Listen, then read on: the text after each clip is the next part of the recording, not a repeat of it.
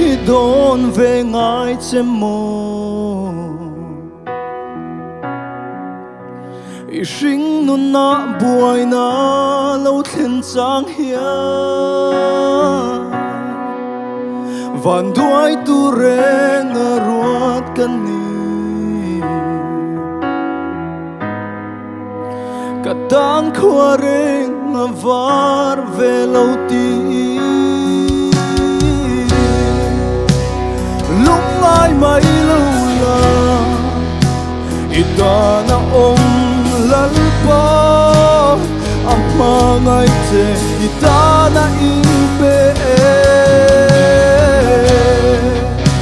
i mit tui far song te amu mai lo lal pa i pur i song song te i lung ai na te ne ake bula kala ahoy san lom che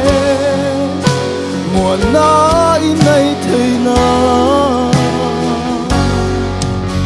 a om reng lal ba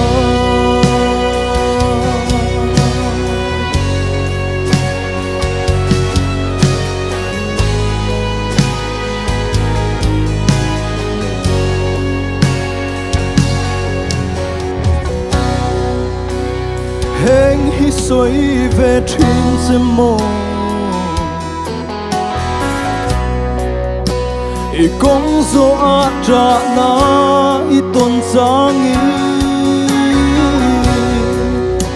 mangai tu reng kan nei lo ve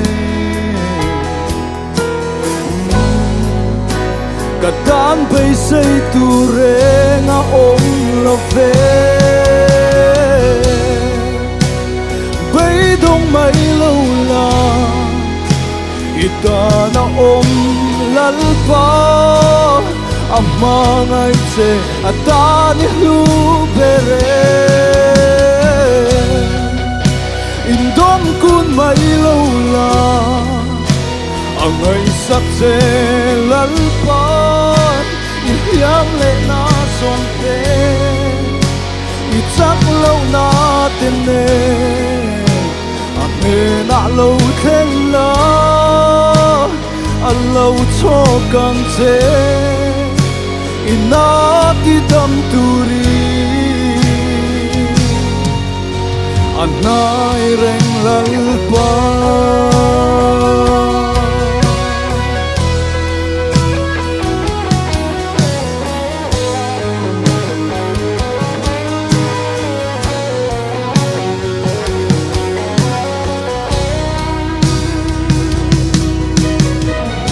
hei hi zia la chak tuan po in a thla lom che a thi sem thiang ima a kan ini a ta ni lu a si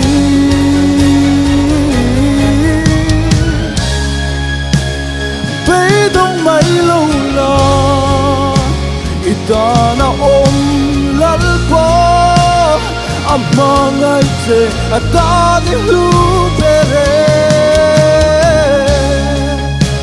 i mit tui far song te ammu mai lo lal pa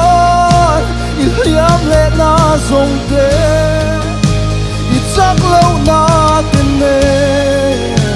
a ne na lo khen la a lo cho kang che ina ti dam turi anai reng lal pa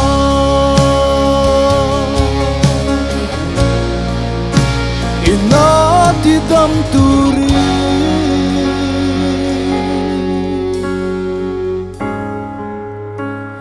anai reng lal pa